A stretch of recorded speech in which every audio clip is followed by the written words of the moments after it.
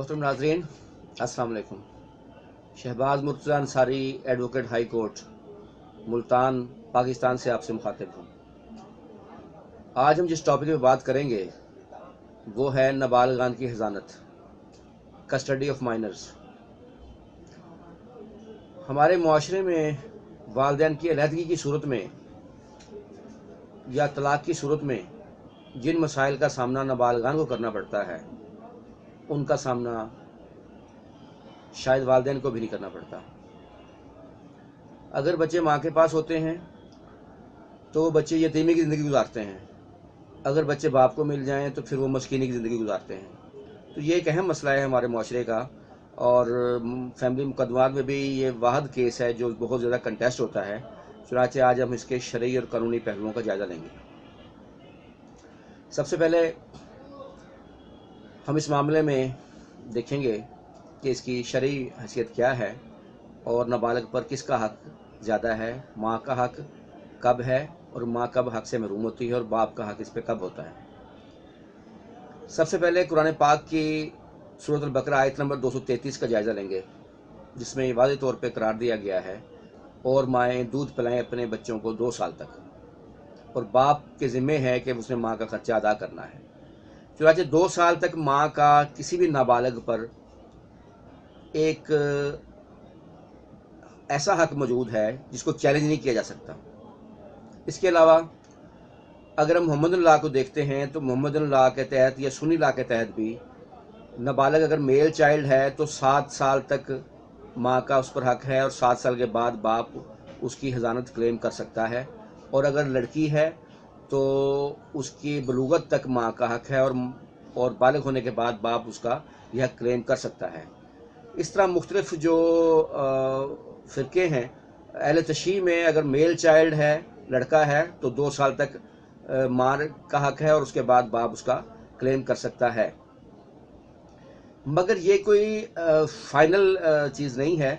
आला अदालतों ने और सुप्रीम कोर्ट ने अपने फैसला जात में इकरार दिया है कि नाबालिग पर जो असल हक है वो हिज़ानत नाबालिग का अपना हक है, ना कि उनके माँ बाप का है। अदालत ने ना तो ये देखना है कि नाबालिग के बगैर माँ कितना रोएगी या बाप कितना रोएगा, बल्कि अदालत सिर्फ ये देखेगी कि नाबालिग की फलाह बहबूद कहाँ बेहतर है, चुनांचे उसको कस्टडी जो नाबालिग की दी जाएगी। इसके अलावा अदालत आलिया अपने फैसला 1996 CLC पेज 1 में ये करार दे चुकी है कि नाबालिग का कोई मज़हब नहीं होता, ना उसका कोई फ़िरका होता है।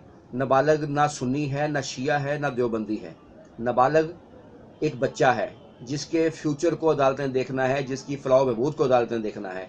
मज़हब या फ़िरका जो है वो उनके वालिदैन का है। इसके अलावा हम जब इस मामले को देखेंगे तो सेक्शन 353 जो मोहम्मदन लॉ का है वो बड़ा वाज़ेह है, और उसके तहत ये करार दिया गया है कि नाबालिग पर सबसे पहला हक जो है वो उसकी माँ का है, अगर नाबालिग की ज़ात की गार्डियनशिप का मसला है। दूसरा हक जो है नाबालिग पर उसकी नानी का है। तीसरा हक जो है उसकी दादी का है। लेकिन अगर नाबालिग की प्रॉपर्टी का मसला है तो उस पर जो पहला हक है वो उसके वालिद का है, फादर का है, प्रॉपर्टी गार्डियनशिप की सूरत में। लेकिन क्या सारे हक माँ के हैं, बाप का कोई हक नहीं? ऐसा भी नहीं है। सेक्शन 354 मोहम्मदन लॉ में वो कंडीशंस बताई गई हैं जिन सूरतों में माँ जो है हिज़ानत का हक खो देती है या खो सकती है। उसमें माँ का दूसरी शादी कर लेना, नाबालिग का बाप शादी ना करे और माँ एक ऐसे शख्स से शादी कर ले जिसका नाबालिग से पहले से कोई रिश्ता ना हो, या माँ जो है नाबालिग को इतनी दूर ले जाए कि बाप का उससे मिलना मुश्किल हो जाए, या माँ एक गैर अखलाकी ज़िंदगी गुजार रही हो, तो इन तमाम सूरतों में जो है वो हिज़ानत के हक से महरूम हो सकती है और बाप को उसका हक मिल सकता है। इसके अलावा भी मुख्तलिफ़ सूरतों में मुख्तलिफ़ अदालतें फ़ैसला करती हैं। कुछ सूरतों में कोई शख्स हक खो भी सकता है। मिसाल के तौर पर अगर माँ दूसरी शादी कर लेती है और बेशक बाप ने भी कर ली हो, लेकिन अगर नाबालिग बच्ची है और वो बालिग होने जा रही है, उसकी एज जो है वो बालिग हो चुकी है या बालिग होने जा रही है, तब उसका एक सुतेले बाप के पास रहना मुनासिब नहीं होगा। तो तब जो उसके असल बाप जो है उसका उस पर हक बनेगा। तो ये तमाम चीज़ें हैं जो कि नाबालग की कस्टडी के मामले में कोर्ट्स देखती हैं।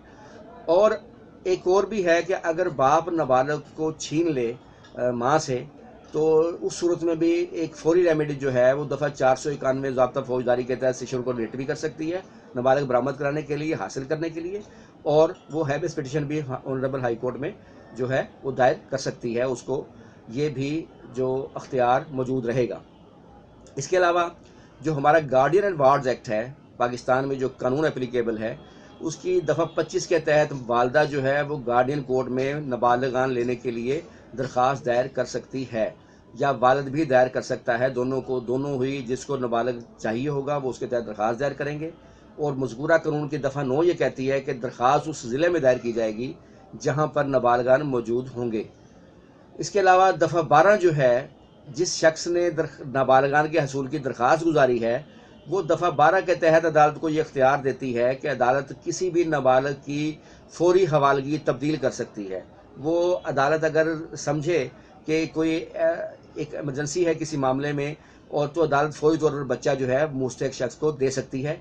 इसके अलावा अदालत उसी दफ़ा के तहत मुलाकात का भी आर्डर जारी कर सकती है। तो लेकिन मुख्तसर बात कि अदालतों ने नाबालग की असल गार्डियन कोर्ट होती है, तो अदालतों ने वेलफेयर ऑफ माइनर देखना है हर सूरत में कि माइनर की, नाबालग की वेलफेयर कहाँ है।